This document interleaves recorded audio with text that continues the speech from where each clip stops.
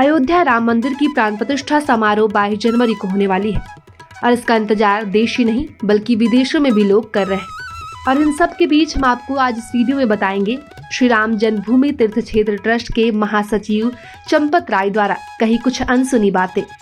उन्होंने इस प्राण प्रतिष्ठा की बधाई सारे समाज को देते हुए मंदिर के बारे में कहा कि मंदिर बहुत विशाल है, केवल पत्थर से बना है।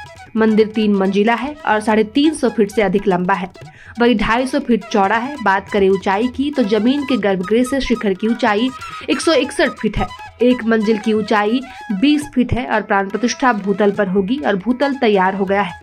उन्होंने आगे बताया कि जिस प्रतिमा को स्थापित करना है वो तैयार हो गई है और जो लोग विधि विधान संपन्न करवाएंगे वो निर्णय भी हो गया है।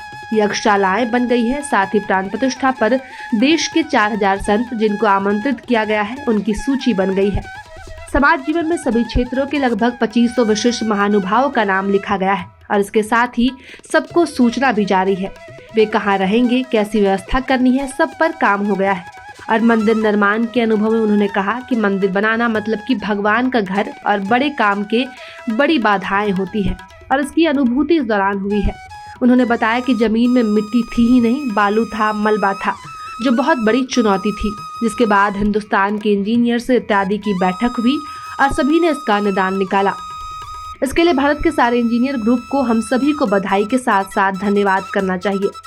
वही प्राण प्रतिष्ठा को लेकर उन्होंने कहा कि प्राण प्रतिष्ठा में पत्थर में मंत्रों के द्वारा प्राण प्रवेश करवाई जाएगी और जब प्राण आ जाएंगे तो पत्थर की मूर्ति जीवित हो जाएगी।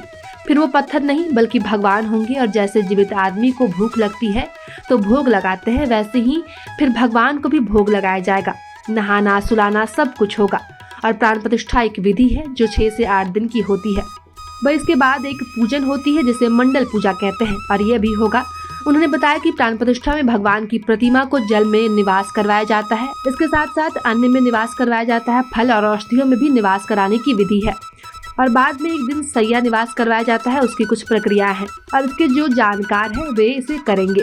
वह इन सब के बाद प्राण प्रतिष्ठा संपन्न हुआ माना जाएगा। और चंपत राय ने आगे बताया कि प्राण प्रतिष्ठा का कार्यक्रम 16 से 22 तक होगा, लेकिन 23 जनवरी से 48 दिन की एक पूजा होगी जो 23 जनवरी से 48 दिन तक लगातार चलेगी, जो शास्त्रों में लिखा है। और जानकार उन मंत्रों का वाचन करेंगे, आहुति करेंगे और 150 लोगों की टोली आ रही है जो इस पूजा को संपन्न करवाएंगे।